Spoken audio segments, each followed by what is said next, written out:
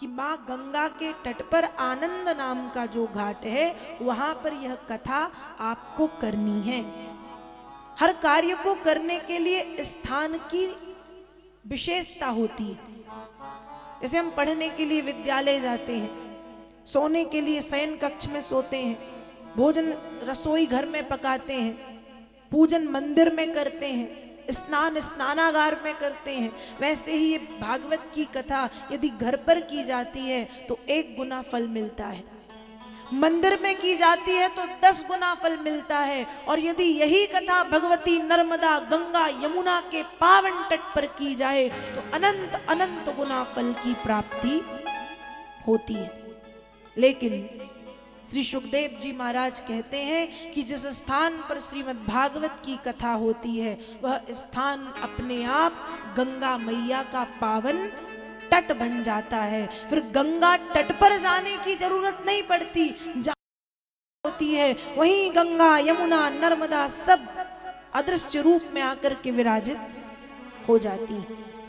तो हे नारद जी, यह कार्य हमें मां गंगा के पावन तट पर करना है, आप प्रारंभ करें। सनत कुमार आदि ऋषियों के कहने पर नारद जी ने गंगा मैया के तट पर आनंद नाम के घाट में श्रीमद् भागवत जी की तैयारियां, अनुष्ठान की तैयारियां प्रारंभ की। और जब भागवत जी के अनुष्ठान की तैयारी प्रारंभ हुई और भागवत जी जब प्रारंभ हो गई तो बिना बुलाए बड़े बड़े साधु संत पधारे हैं।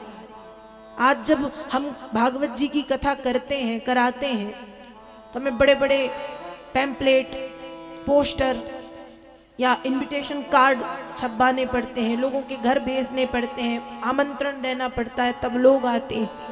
और उसमें भी केवल एक फॉर्मेलिटी करने के लिए, एक निमंत्रण पूरा करने, एक व्यवहारिकता निभाने के लिए।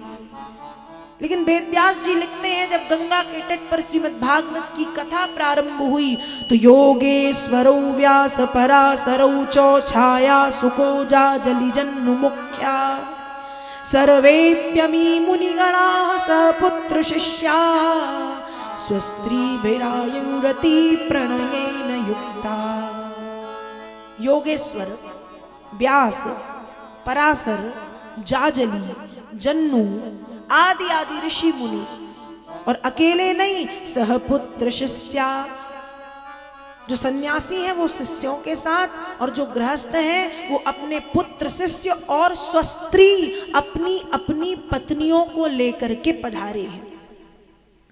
बच्चों को साथ में इसलिए लाए क्योंकि छोटे बच्चों में संस्कार बचपन से डाले जाते हैं। जब बच्चे बड़े हो जाते हैं तब नहीं डाले जाते। हम कहते हैं आजकल माता पिता कि अरे जब बच्चे बड़े हो जाएंगे तो अपने आप सीख जाएंगे। जैसे एक छोटे से पौधे को हम जैसा मोड़ देते हैं वो वैसा मुड़ जाता है, लेकिन जब वो इतना मोटा पेड़ बने और हम सोचें कि अब हमें सीधा करना है तो वो सीधा होगा? बताइए, होगा? नहीं होगा ना।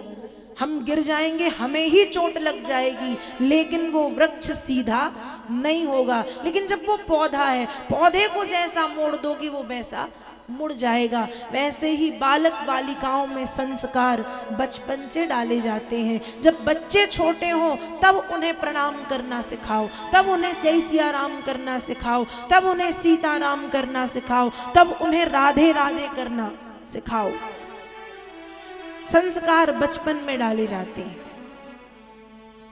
एक कच्ची मिट्टी को आप कोई भी आकार दे सकते हैं, लेकिन आपने कच्ची मिट्टी को मान लीजिए चूहे का आकार दिया, फिर आग में पका दिया। अब आप सोचो कि इसका तो शेर बनाना है, तो आग में पकने के बाद आकार बदलेगा?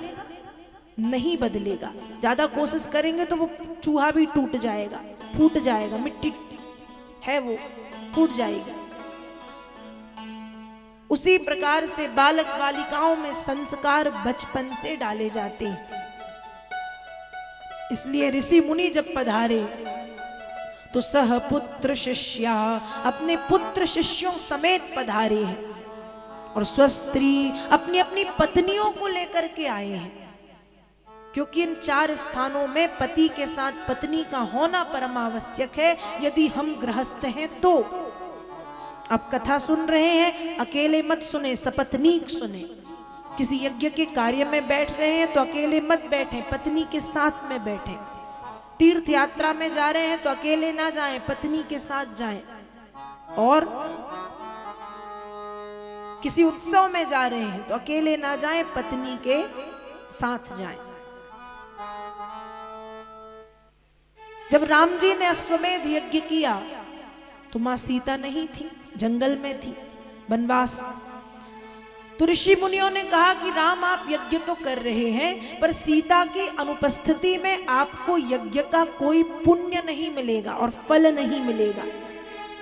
राम जी ने कहा फिर क्या करना चाहिए? तब ऋषि मुनियों की सहमति और सम्मति से भगवती सीता की सोने की प्रतिमा बनवाई, अपने वामांग में बिठाया, तब राम जी का वह यज्ञ पूर्ण हुआ। इसलिए जो बड़े बड़े ऋषि मुनि हैं वे आ तो रहे हैं, लेकिन अकेले नहीं, सपरिवार पुत्र शिष्यों के साथ अपनी अपनी पत्नियों को लेकर के पधारे।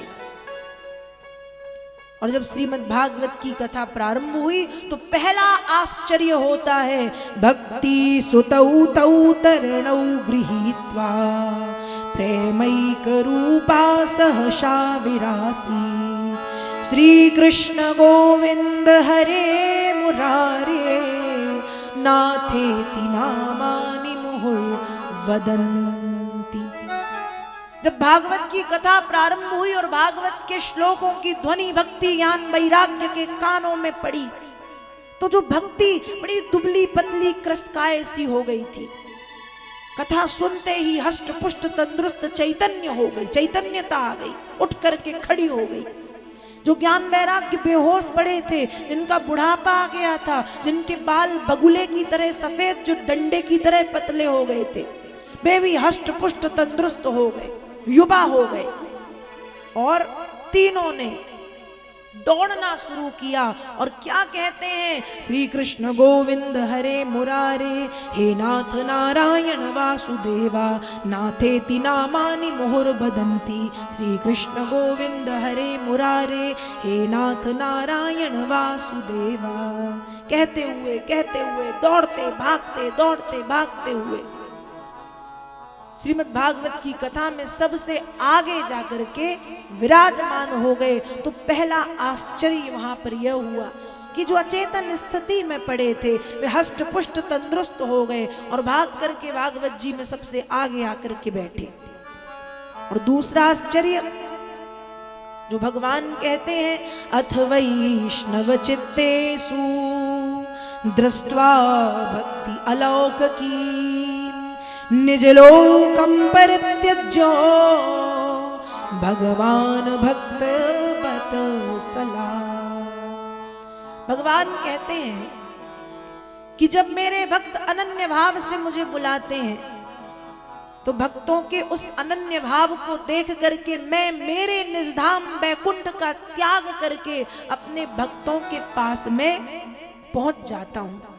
तो आज जब श्रीमद् भागवत की कथा प्रारंभ हुई, नारद जी, सनत कुमार आदि ऋषि, भक्ति ज्ञान वैराग्य और इतने सैकड़ों ऋषि मुनि संत वहां पर विराजित हैं। और जब सभी का भक्ति भाव भगवान ने देखा, कितनी प्रबल भक्ति, ऐसे कीर्तन किया जा रहा है, तो वहां पर 5 वर्ष के बालक के रूप में भगवान स्वयं पधार गए। 5 वर्ष का बालक, पैरों में घुंघरू वाली पायल, कमर में करधन, पीले पीले वस्त्र, सांवरी सूरत, मोहनी मूरत, घुंघरारे काले काले बाल, कानों में मणि जड़ित कुंडल जो कपोलों को स्पर्श कर रहे हैं, सुंदर नासिका, सुंदर अधर, सुंदर दंतावली, माथे पर सुंदर कस्तूरी का तिलक, मोर मुकुट जिसकी लड़ियां लटक रही हैं। और धीरे धीरे धीरे धीरे धीरे धीरे सभी संतों के बीच में से निकलते हुए प्रभु चले आ रहे हैं। उस समय गंगा तट पर जब प्रभु पधारे तो उस समय की शोभा ऐसी थी जैसे यशोदा के आंगन में कृष्ण और कौशल्या के आंगन में राम जी ठुमक ठुमक करके चल रहे हैं, दौड़ रहे हैं।